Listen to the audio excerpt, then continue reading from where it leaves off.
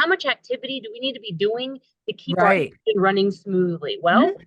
at least 30 minutes, 5 days a week of moderate exercise. So when we talk about aerobic exercise, that's like a 6 out of 10 on the Borg scale. And like you should be able to talk, but it should take some effort. You wouldn't be able to sing at that effort level. And I think that level of intensity is what's missed. Yeah. It, Yeah. my aunt takes her dog out who stops to go to the bathroom 15 times in her 15-minute walk. And that's not hard enough. Like that's not No. telling her heart to get stronger, that it's got to work. It should feel like exercise and it should be intentional exercise. So things like that, those little subtle things like how long, how hard, that I think really makes a difference in people's awareness and understanding of Mhm. what optimal aging could look like. Welcome to the Answers for Elders radio show. And welcome back, everyone, to Answers for Elders Radio Network. And we are here with Kele Murdin, award-winning physical therapist who specializes in fall prevention and caring for older adults. And I am telling you, everyone, this is a powerful topic that if you were over the age of 65, you have a 1 in 4 chance of having a major fall this year. So it's something that is very important. And if you were over 75 or have a loved one that is over 75, their risk is even higher. So one of the things that we are talking about today on this show is fall prevention and optimal aging. And Kele, welcome back to the show. Thanks, Suzanne. So good to be here. I'm glad you're here too. So, Kele, tell me a little bit about how does somebody know if they're optimally aging? You used that term in our first segment, and I really want to zero in on that. Yeah. Yeah, I think this is such a common question for older adults. There we hear so much falls. There's, 1 in 4 of us is gonna fall. If as I get older, it's only gonna get worse. But how am I doing? Like, can somebody measure and tell me, give me some feedback? You, Because I can, I get up and make breakfast every day. Is that, I go to the grocery store. How am I doing? Well, in the physical therapy world, we have a lot of tools to kind of measure things. So if I wanted to look at your posture, I could ask you to stand against the wall. Can you get your head against the wall with your heels against the wall and your bottom and your head? Can all of it hmm touch? It should be able to touch. But you should Yep. have enough extension in your upper back to touch your head. And if you can't, that puts you at risk for fractures in your spine. Did you know that? Probably not. hmm So there's like these tools and measures that we can do as physical therapists. It can measure posture, flexibility, endurance, things like that. And that will give you a lot of feedback on at least the physical components of optimal aging and how you're doing. Yeah, yeah. And obviously, for those, the activity guidelines, when you say you're working with someone, the activity, measuring your activity is probably very important. Are you getting up and walking? I invested this year in an Apple Watch, one of the best things I ever did, because how often does it say it's time to stand?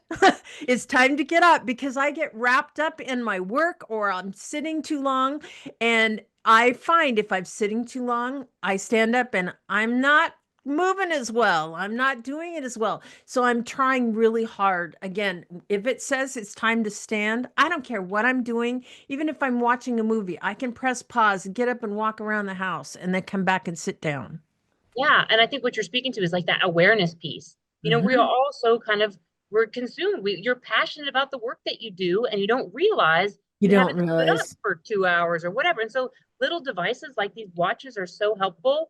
And I think hmm another piece is what, the activity guidelines, like you referred to, is did you know we should be doing aerobic exercise for 150 minutes, hmm which is about 30 minutes a day, right? That's hmm what around the world has been studied as like the lowest bar to kind of stave off chronic hmm disease, like health conditions, diabetes. Like how much activity do we need to be doing to keep our Right. engine running smoothly? Well, hmm at least 30 minutes, 5 days a week of moderate exercise. So when we talk about aerobic exercise, that's like a 6 out of 10 on the Borg scale. And like you should be able to talk, but it should take some effort. You wouldn't be able to sing at that effort level. And I think that level of intensity is what's missed. Yeah. It, Yeah. my aunt takes her dog out who stops to go to the bathroom 15 times in her 15-minute walk. And that's not hard enough. Like that's not No. telling her heart to get stronger, that it's got to work. It should feel like exercise and it should be intentional exercise. So things like that, those little subtle things like how long, how hard, that I think really makes a difference in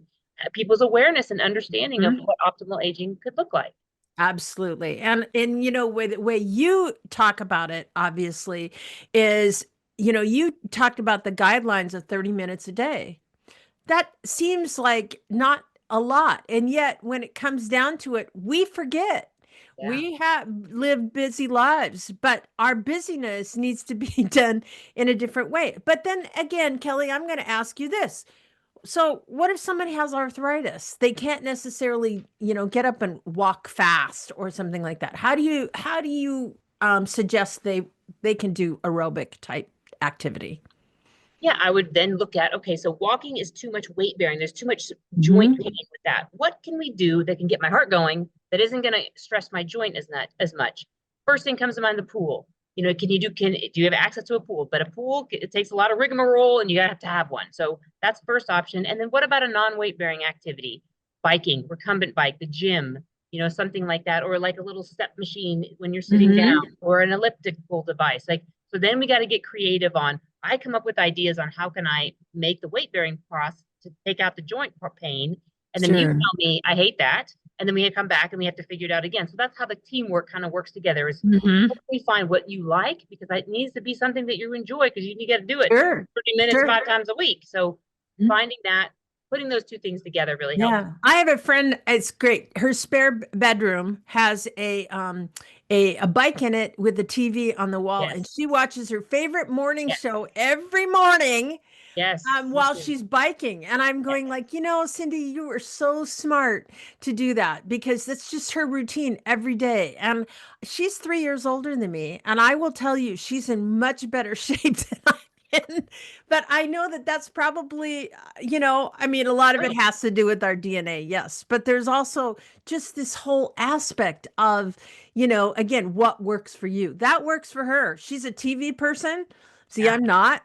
So there's the difference between her and me. What she does wouldn't necessarily work for me, but it doesn't mean that if you're a TV person, you like to watch TV, what a great way to do that. Yeah. Yeah. I love it. Yeah, yeah. So obviously, to hit your targets, that's one of the things I think that my watch does really well. My watch, I set the target, and then if I meet my movement goal, it rewards me. It gives me this big sparkler thing or whatever. That to me it's like, wow, I really did it today. It's that affirmation. And you know what it does do too, I think that's really important, is you tell yourself, you're affirming, I can do this. Yeah. It's not like something that you can't do, or it's out of there. It tracks everything you do.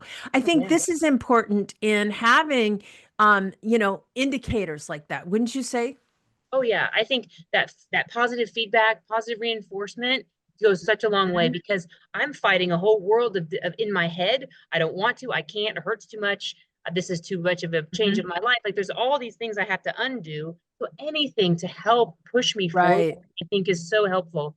Another thing that comes to mind, that as I listen to you, is it can be small bouts. Like, maybe 30 minutes is daunting. Like, I can't sustain activity that long. No, It a doesn't lot of people matter. can't. Yeah, and you can chunk it up into 5. It doesn't matter how many little Mhm. segments you do to get to 30 minutes. You can break your heart and lungs don't know the difference. And research has Yes. figured out that it doesn't matter if Yes. you do multiple 5-minute bouts or 130 all at once. The heart response and the heart strengthening is the same. So do what works for you. Absolutely. And so again, everyone, go to Kelly's website. You can get all kinds of information about how to start, what to do.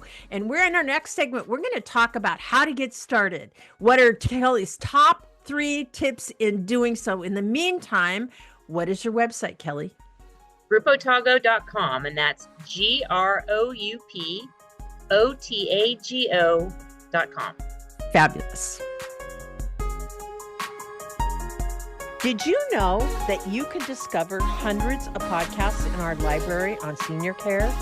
So visit our website and discover our decision guides that will help you also navigate decision making. Find us at answersforelders.com.